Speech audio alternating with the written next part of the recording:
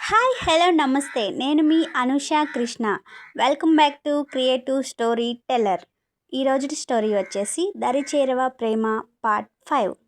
నా ఫ్రెండ్ కూతుర్ని నీ ఇంటి కోడలుగా చేసుకుంటాను అని నాకు మాటివ్వు అన్నయ్య అంది అపూర్వ. 2 నిమిషాలు ఆలోచించి దీర్ఘంగా శ్వాస తీసుకొని, ఇందులో నేను మాట ఇవ్వడానికి ఏముంది అపూర్వ, నీ అల్లుడు ఒప్పుకుంటే నాకేం అభ్యంతరం లేదు అని చెప్పేసి అపూర్వ ఇంటి నుంచి ఆఫీస్కి వెళ్ళిపోయాడు దేవాంశ్ వర్మ. గుమ్మం వైపు ఆతృతగా చూస్తూ బృంద రాక కోసం నిరీక్షిస్తున్న శ్రేయు ఎదురుచూపులకి కళ్ళెం వేస్తూ అతని క్యాబిన్ డోర్ నాక్ చేస్తూ మే ఐ కమిన్ సార్ అంది బృంద. ఆమె వాయిస్ విన్న శ్రేయు బృంద వైపు చూసి కమిన్ అన్నాడు. లోపలికి వచ్చిన బృంద ఆమె అపాయింట్మెంట్ లెటర్ అతని డెస్క్ మీద పెట్టింది.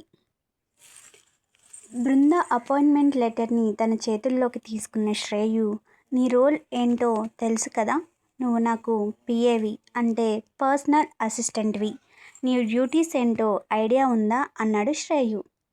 నేను మీ షెడ్యూల్ని మానిటర్ చేయాలి, వర్క్లోడ్ని టైంని ఎఫెక్టివ్గా మేనేజ్ చేయాలి అని సమాధానమిచ్చింది బృంద.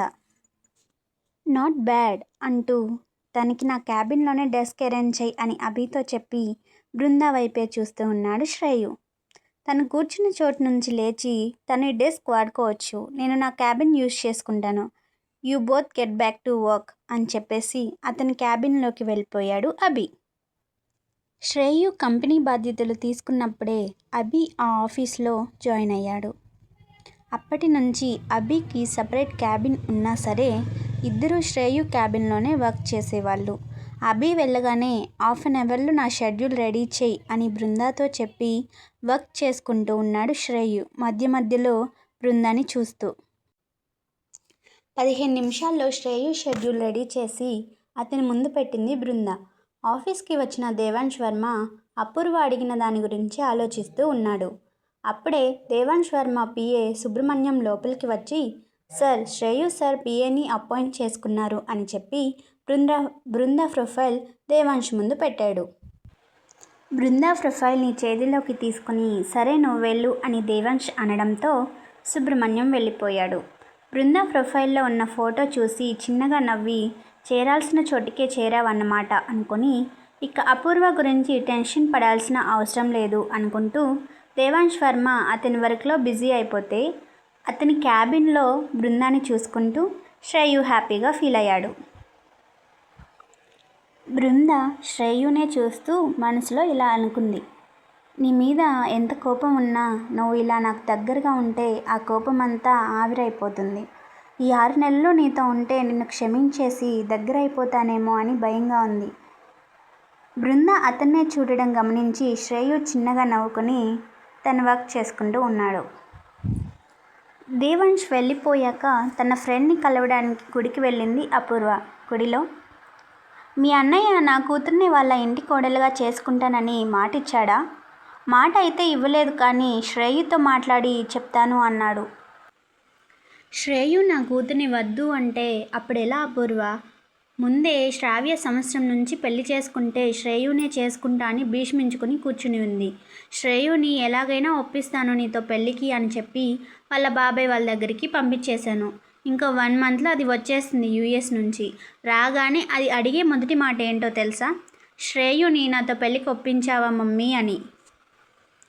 నువ్వు అసలు టెన్షన్ తీసుకోకు వేదా, పక్కాగా ప్లాన్ చేసి మరీ యాక్సిడెంట్ చేసి ఆ బృందాన్ని అసలు ఈ భూమి మీదే లేకుండా చేశాను. నా అల్లుడికి అసలు గతం గుర్తే లేదు, చచ్చింది బతికి రాదు. మా అన్నయ్య మాట ఇవ్వకపోతే ఏంటి, నేను ఇస్తున్నాను కదా, నా మెయిన్ అల్లుడే నీ ఇంటికి అల్లుడు అవుతాడు, వేదవతి చేతిలో చేయి వేసి చెప్పింది. నువ్వు మాటిచ్చాక నాకు ప్రశాంతంగా ఉంది, ఇక నేను వస్తాను అని అక్కడి నుంచి వెళ్ళిపోయింది వేదవతి. ఆ రోజు శుక్రవారం కావడంతో శోభ కూడా గుడికి వచ్చింది. దర్శనం చేసుకొని బయటికి వస్తూ ఉంటే మెట్ల మీద కూర్చుని ఉన్న అపూర్వ వేదవతి కనిపించడంతో వదిన కూడా గుడికి వచ్చినట్టు ఉంది అనుకుంటూ అపూర్వాని పలకరిద్దామని వెళ్తూ వాళ్ళ మాటలు విని ఆగిపోయింది. వాళ్ళ మాటలు విన్న శోభకి వాళ్ళేం మాట్లాడుకుంటున్నారో ఒక క్షణం అర్థం కాలేదు. అర్థమైన వెంటనే కారెక్కి దేవాంశ్ ఆఫీస్కి వెళ్ళమని డ్రైవర్తో చెప్పింది. డోర్ తెరుచుకుని కంగారుగా వస్తున్న శోభని చూస్తూ, నువ్వేంటి శోభ ఇక్కడ? అదురుదాగా, ఏమండి మీకో విషయం చెప్పాలండి. ఒకటి కాకపోతే రెండు చెప్పు, చిన్నగా స్మైల్ ఇస్తూ. మీ జోక్స్ ఆపండి, ఇది చాలా సీరియస్ మ్యాటర్. శ్రేయు వృంద అనే అమ్మాయిని ప్రేమించాడు. కానీ ఆ అమ్మాయిని అపూర్వ వదిన చంపేసింది. శ్రేయుకి యాక్సిడెంట్ అవ్వడానికి కారణం కూడా వదినే అండి. ఏంటి శోభ నువ్వు చెప్పేది? అపూర్వ అంత పని చేసిందా? కానీ ఆ అమ్మాయి బతికే ఉంది కదా, నా కళ్ళారా చూశాను. ఇప్పుడు శ్రేయు ఆఫీస్లోనే జాబ్ చేస్తుంది. అంటే మీకు శ్రేయు ప్రేమించిన విషయం తెలుసా? తెలుసు శోభ. వాడికి యాక్సిడెంట్ అయ్యి మనం హాస్పిటల్లో ఉన్నప్పుడు యాక్సిడెంట్ అయిన ప్లేస్కి నేను వెళ్ళాను. అక్కడ శ్రేయు పర్స్ నాకు దొరికింది. శ్రేయు పర్స్లో బృంద ఫోటో ఉంది. ఆ ఫోటో పట్టుకుని శ్రేయు కాలేజీలో ఎంక్వైరీ చేశాను. వాళ్ళు చెప్పారు శ్రేయు బృంద 2 ఇయర్స్గా లవ్ చేసుకున్నారు, పెళ్ళి కూడా చేసుకోవాలి అనుకున్నారు అని. అభి కూడా మనతో చెప్పలేదు చూడండి. లేదు శోభ, అభి కూడా ఈ విషయం తెలీదు. రిషి అభితో కూడా ఈ విషయం చెప్పలేదు. ఏదైనా అభితోనే షేర్ చేసుకునే శ్రేయు ఇంత ముఖ్యమైన విషయం ఎందుకు దాచాడంటారు? అదే నాకు అర్థం కాని విషయం శోభ. అసలేం జరిగిందో, అపూర్వ ఎందుకు ఇలా చేసిందో తెలుసుకోవాలి. ఎలాగైనా వాడి ప్రేమ వాడికి దక్కేలా చేయాలండి. వాడి ప్రేమను వాడే గెలిపించుకుంటాడు. వాడికి మనం సపోర్ట్గా ఉంటే చాలు. ముందు బృందాగా ఎందుకు మారిందో తెలుసుకోవాలి. బృందాగా మారడం ఏంటండి? శ్రేయు బృంద గురించి కాలేజ్లో తెలుసుకున్నాక బృంద కోసం నేను బెంగళూరు అంతా ఇంకా చుట్టుపక్కల వెతికించాను. కానీ ఆ అమ్మాయి జాడ తెలియలేదు. ఇందాకలా నా పిఏ వచ్చి శ్రేయు పిఏగా అపాయింట్ చేసుకున్న అమ్మాయి డీటెయిల్స్ ఇచ్చాడు. ఆ డీటెయిల్స్ బృంద అనే అమ్మాయివి. కానీ అందులో ఉన్న ఫోటో మాత్రం బృందాది. అందుకే అలా అన్నాను. బృంద ఫైల్ శోభ చేతికి అందించాడు.